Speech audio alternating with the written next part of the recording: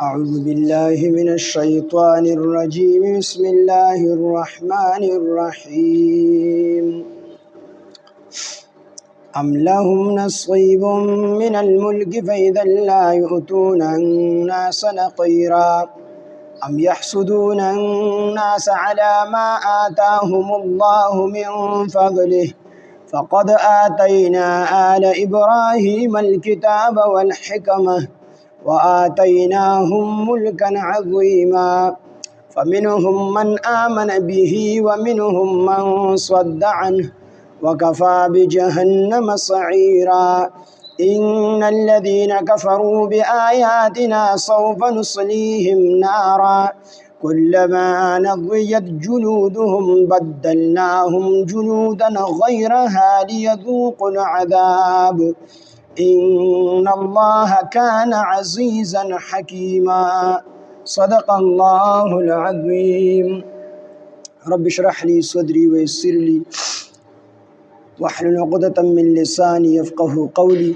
رب زدني علما سبحانك لا علم لنا إلا ما علمتنا إنك أنت العليم الحكيم سورة نساء پنځمه سپاره آیات نمبر 53 ام لهم آیا د دوی د پاره د یهودو د پاره نصیب صحیح صدا من الملک په بادشاہي کې اصل کې یهودو بخپل لاند خلکو توی خپل متبعین ته چې د بادشاہي د زمونږ حق تنند کو سبا د خو الله به موږ له بادشاہي راکړي او دغه رنګي نبوت يهوديانو وې دا زمونږ حق دی او د الله د خزانو چابيان زمونږ سره دي او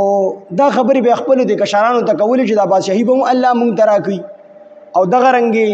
د نبوت دا زمونږ حق دی د الله د خزانو چابيان زمونږ سره دي زګه موږ د انبیاء علیهم السلام اولاد یو نو دا خبره بدی خپل کشارانو ته کوي بدی باندې الله پاک جل شانه دا آیات نازل کو چې ام لهم آیات د دوی د پاره یعنی د يهودو د پاره نصیب صحیح صدا من الملک په بادشاہي کې حدیث په بادشاہي کې صحیح صدا وی بالکل بادشاہي کې صحیح نشته دی او کوچریشي نو فاذا لا يؤتون الناس نقيرا نو دغه وخت کې به دی ور نګي خلکو ته نقیرا د کجوري په اډو کې چې تور غونډه کې داغي د دې په برابر به شي چې کم دي چاله ورنکی ان الله وی د دې په بادشاہي کې څه حصہ نشته دی او ګچری دی له مونږ بادشاہي ورونکو دا دومره بخیلان دي چې دی به لږ غونډه کې سیز یعنی د کجوري په اډو کې چې تور داغ وي تور داغ هغه تور داغ هم رسیز به کم دي چاله ورنکی دا دومره بخیلان نو ام لهم آیا د دوی د پاره نصیب صحیح صدا من الملک په بادشاہي کې نو هرګز دی په بادشاہي کې صحیح نشته دی فاذا لا يؤتون الناس او ګچریشین فاذا لا يؤتون نو په دغه وخت کې به دوی ور نکړي الناس خلقو ته نقیرا د کجوري په اډو کې چې هغه داغ دی داغه په برابر بچاله سیز ور نکړي نقیر اصل کې د کجوري په اډو کې چې داغ وي هغه وډو کې غونډه کې داغ ته چې کوم دی نقیر ویل شي نو کنایه د ډیر کم سیز نه یعنی د کنزل برابر بدی چاله سیز ور نکړي یا د شړشم د دانه برابر بدی چاله سیز ور نه دومره بخیلان نو به خو دی په بادشاہي کې صحیح نشته دی او ګوچره الله وی چې زدي له بادشاہي ورم کما نو دا دومره بخیلان دي چې دی په چاله غونډه کې سیز ور نکړي رستو پس فرمایي چې ام يحسدون الناس آیا دوی حسد کوي په خلکو باندې ام يحسدون آیا دوی حسد کوي دا يهوديان حسد کوي الناس د خلکو سره علامه په هغه س باندې آتاهم الله چې ورګړي د هغوی ته الله من فضله د خپل فضل الله فرمایي چې د دې اصل کې ټول حسد او بغض د رسول الله صلی الله علیه وسلم سره او د ظالمانو معمولی باندې جوړول د حسد د پاره زړه کې حسد پروت ودنه د نبی علیه السلام کله به چې دا د الله پیغمبر دی نو دنه دا ورستو مخ کې خلک ولي ګرځي د حفاظت خو به الله کوي نو دا مخ کې ورستو دی ولې خلک ګرځي کله به چې دا پیغمبر دی نو پیغمبر ته دوره بیبيانو څه ضرورت نبی علیه السلام دیار لس بیبيانې یعنی یولس بیبيانې وي او دو سره وینځي وي او بیا په یو ټیم باندې د نبی علیه السلام نه بیبيانې وي دو وینځي دا دو بیا وفات شي نو په یو ټیم د نبی علیه السلام نه بیبيانې دو وینځي وي او ټوټل چې حساب وکړي نو د نبی علیه الصلاۃ والسلام 11 بیبیانې یعنی مړې او ژوندۍ ټولې 11 بیبیانې او 2 وینځي نو په دې باندې په دې ظالمانو اعتراض کو چې دا دوره بیبیانې سره کول حالان کې اوس هم بعضې خلک په دې باندې اعتراض کوي چې رسول الله صلی الله علیه وسلم ولې دا دوره بیبیانې کول حالان کې یو پیغمبر کې د سلويختو پهلوانانو مر طاقت الله پاک اچول نو پیغمبر در ډیرو بیبیانو اجازه شته نو د يهودو با نبی علیه الصلاۃ والسلام باندې دا اعتراض کو چې د الله پیغمبر دا دوره بیبیانې سره پاره کړی الیاذ بالله دی خواهش پرست نو نبی علیه الصلاۃ والسلام کو بیبیانې کړی دغه خپل حکمتونه دي یو حکمت خو باغې کې دا دی چې نبی علیه الصلاۃ والسلام په عربو کې ډېر قبیلې د سوي چې هغه د نبی علیه الصلاۃ والسلام سره دښمنی و نو نبی علیه السلام په مختلفو قبیلو کې چې کوم دی ودونه دي لپاره وکړل چې منځ کې د دښمنی ختم شي او موږ په اسانه سره د اسلام کار وکړو خلکو له دعوت ورکو خلک مسلمانان شي زموږ په وجه باندې ایمان راوړي اسلام راوړي نو د دې وجه نبی علیه السلام په مختلفو خاندانونو کې بیان وکړو دویم حکمت پکې دا دی چې ډېر مسلې داسې دي چې نه زنانه د نارینه نه کولو ته ور هغه تپوس کولی شي او نه نارینه کولو ته ور زنانه ته هغه مسلې بیانولی شي نو نبی علیه الصلاۃ والسلام د بیبي او د خاون په منځ کې څه پرده نه وي نو نبی علیه السلام به کولو خپل بیبيانو د خبرې وکړلې نو تاسو ګوره ډېر روایتونه د حضرت عائشه صدیقه رضی الله عنها نه دي زنانو ډېر معلومات حضرت عائشه صدیقه رضی الله عنها چې د نبی اسلام کښنه بیبي دغه نه معلوم کړي دغه رنګ ام سلمہ رضی الله عنها ډېر حدیث دا غینم را نقل نو نبی علیه السلام د دې لپاره ډېر بیبيانې کول چې دا نیم امت دا په کورونو کې ناستې زنانه دي نو دوی ته به دین څوک رسي نبی علیه السلام د دین د رسولو لپاره ډېرې بیبیانې کړې وې چې هر کور ته چې کوم دي ورسیو بعضې مسایل داسې دي د زنانو چې هغه نارینه کلاو ته ور نشي بیانولی زنانې زنانو ته بیانولی شي او زنانې د زنانو ته تپوس هم کولی شي نو د دې وجې نه نبي علیه السلام ډېرې بیبیانې کړې حالانکه نبی علیه السلام لومبي واده د حضرت خدیجه الکبرى رضی الله عنها سره چې شوی دی په سور عمر کې شوی دی نبی علیه السلام عمر مبارک دا 25 کاله او د حضرت خدیجه رضی الله عنها عمر مبارک دا 40 کاله نو که نبی علیه السلام الیاذ بالله خواهش پرست وي نو ځان نه کم عمر بیبي خوښه کړې وه لومبي واده نبی علیه السلام کونډه بیبي اغوستې اکثر ودونه نبی علیه السلام زنانه چې کومې وي نو هغه ته مشرې وي سوا د حضرت عایشه رضی الله عنها نه چې دا چې کوم دی په کم عمر کې اغوستې ده په کم عمر کې د دې سره نکاح کړل او نور څومره بیبیانې چې د نبی علیه السلام دین هغه د خواهش دپاره نه دي کړی بلکې د دین د پرچار دپاره یې کړي نو د یهودیانو ظالمانو به دا اعتراض کو او حالانکه د یهودیانو په کتابونو کې لیکلي شوي دي چې حضرت داود علیه السلام هغه نه 99 بیبیانې کړې وي یعنی یو کم 100 ودونه حضرت داود علیه السلام کړي او دا د یهودیانو چې کوم دی په سلسله کې تیر شوي دي نو د ابراهیم علیه السلام په اولاد کې تیر شوي دغه رنګې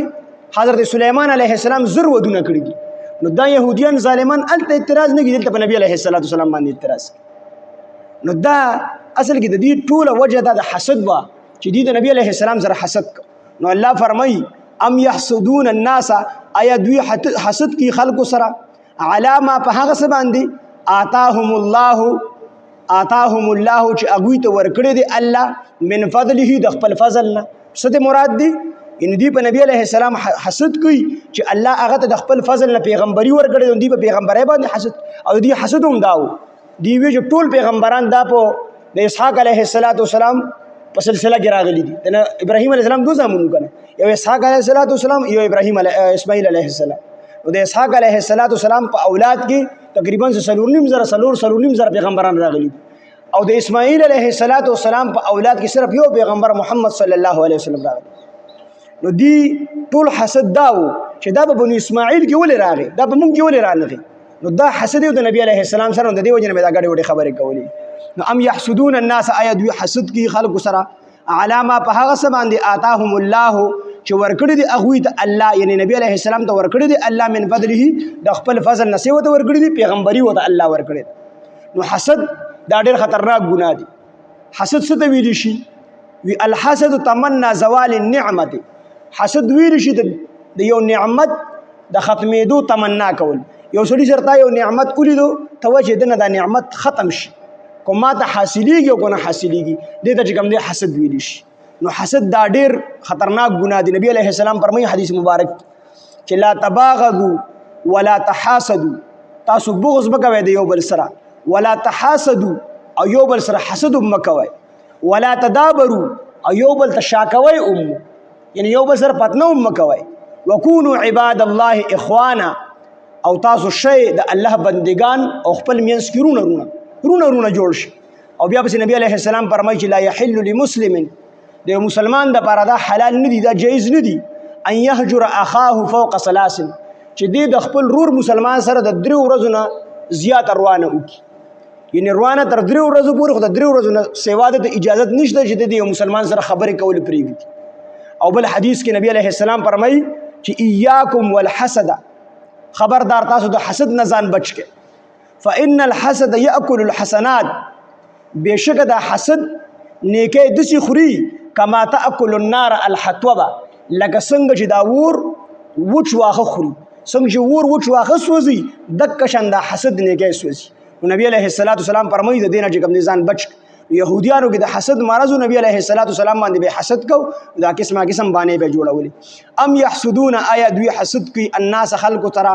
علامه په هغه څه باندې آتاهم الله چې ورکړي دی اغوی ته الله من فضله د خپل فضل نه، مراد د نبی علیه السلام نبوت دی چې دا خو الله په خپل فضل نبی علیه السلام ورکړي. فقد آتینا، په تحقیق سره موږ ورکړي دي آل ابراهیم، اهل د ابراهیم علیه السلام ته، اولاد د ابراهیم علیه السلام ته الکتاب کتابونه، والحکمت او د حکمت خبري. دا موږ د ابراهیم علیه السلام اولاد ته ورکړي دي. وآتیناهم، او موږ ورکړي دي هغوی ته ملکا عظیما، لویه بادشاهي. الله فرمایي چې دې په دې خبره باندې حسد کوي، نو موږ خو د دې چې کوم د اسحاق علیه السلام چې کوم اولاد دي، د ابراهیم علیه السلام چې کوم اولاد دي، په هغې کې موږ ډېر پیغمبران را لېږلي دي، یعنی داود علیه السلام، سلیمان علیه السلام، یوسف علیه السلام، نو هغې ته موږ هم کتابونه ورکړي او د حکمت خبرې خو ورته ورکړي وي، هوښیارې خبرې خو ورته ورکړي وي. او آتیناهم، او موږ ورکړي وو هغې ته ملکا عظیما، لویه بادشاهي. نو په بني اسرائیلو کې یعنی داود علیه السلام هغه ته هم الله بادشاهي ورکړې وه، دا هم د اسحاق علیه السلام د ابراهیم علیه السلام په اولاد کې و. دغه رنګ یوسف علیه السلام ته هم الله بادشاهي ورکړې وه، دا هم د ابراهیم علیه السلام په اولاد کې و. دغه رنګ حضرت سلیمان علیه السلام ته هم الله بادشاهي ورکړې وه، دا هم د ابراهیم علیه السلام په اولاد کې. نو دې چې دلته کې په نبی علیه السلام باندې حسد کوي، نو د دې چې کوم پیغمبران تیر شوي دي په هغې کې هم موږ بادشاهۍ هم ورکړې وې او پیغمبرۍ خو هم ورکړې وې، په دې ولې په دې باندې حسد کوي. فمنهم، پس بعضې د یهودیانو نه من هغه څوک دي آمن چې ایمان یې راوړو به په هغه باندې، یعنې په نبي علیه السلام باندې. ومنهم، او بعضې د دوی نه من هغه څوک دي صد چې اعراض یې وکړو عنه د هغه نه، یعنې د نبي علیه السلام نه. په یهودیانو کې بعضو ایمان راوړو او بعضو د نبی علیه السلام خبره ونه منله د ضد او د عناد د وجې نه. وکفا، او کافي دي جهنم سعیرا، لمبو والا. وي د دې خلکو دپاره د کومو چې ایمان را نه وړو د دې دپاره جهنم کافي دی، او کوم جهنم؟ لمبو والا جهنم د دې دپاره کافي. الله فرمایي ان الذين بشکها کسان کفرو چې کفر یې کړی دی به آیاتنا، زموږ په آیاتونو باندې، سوف نصلیهم، زرد چې موږ به داخل کو دوی لره نار ورته، کلما هر کله نضجت چې اوسوځي جلودهم د دوی سرمنې، بدلناهم، نو موږ به بدل کو دوی ته جلودن غیرها، نور سرمنې. د دې دا سرمنې چې اوسوځي دا کوم چې ایمان نه دی راوړی کافران دي، کوم چې په نبي علیه السلام ایمان راوړه خو بچ شو د اور نه، لکه د عبدالله بن سلام رضی الله عنه په شان د یهودونه. او کوم چې ایمان را نه وړو نو الله فرمایي دی به موږ جهنم ته ورداخل، او چې کله جهنم ته ورداخل کو نو هر پیر چې دې د سرمن سوځي نو الله به ورته فوراً بله سرمن وربدلي، د پاره دی چې دې ته عذاب ډېر میلو شي، او څومره تعداد کې به ورته بدلي دا سرمن. حضرت معاذ رضی الله عنه فرمایي چې په یو ساعت کې به دې ته 100 پیرې سرمن بدلېږي، د جهنمیانو ته به په یو ساعت کې 100 پیرې سرمن بدلېږي.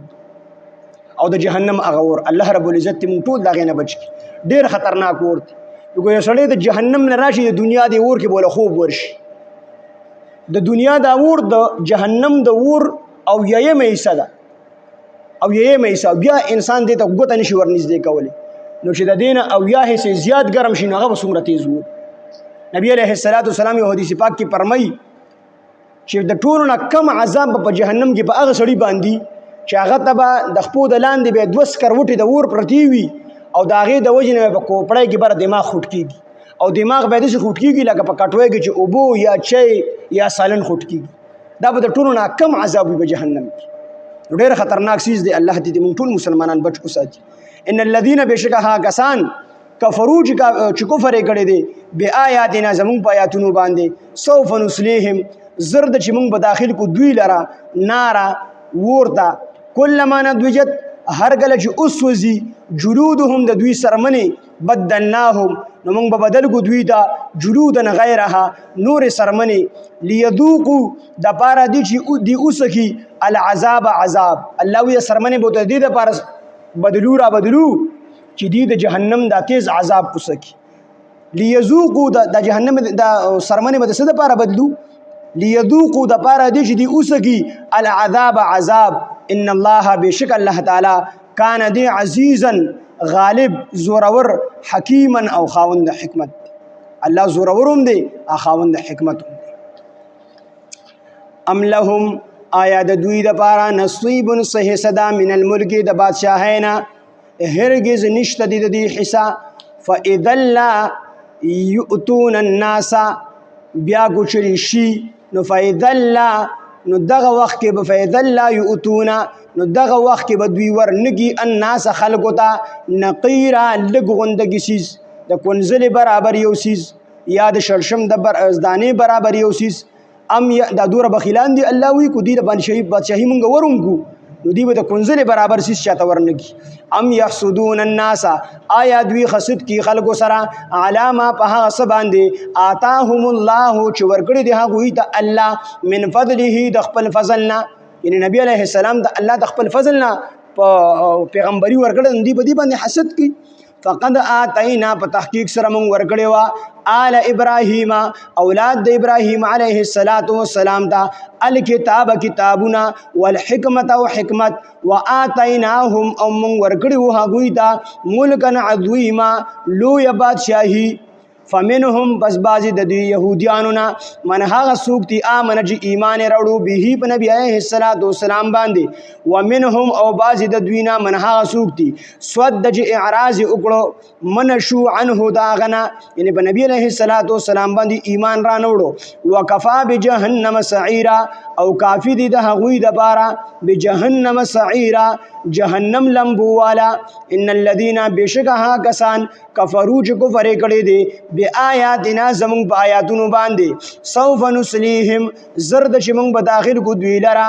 نارن ورته کلما ندوجت هر کله چې اوسوځي جلودهم سرمنې د دوی بدلناهم نو بدل کو دوی ته جلودن غیرها نور سرمنې لیذوقوا العذاب د پاره دی چې دی اوسګي عذاب.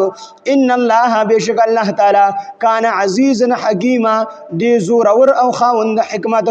ام لهم نصیب آیا حصہ د دوی د پاره من الملک د بادشاہینا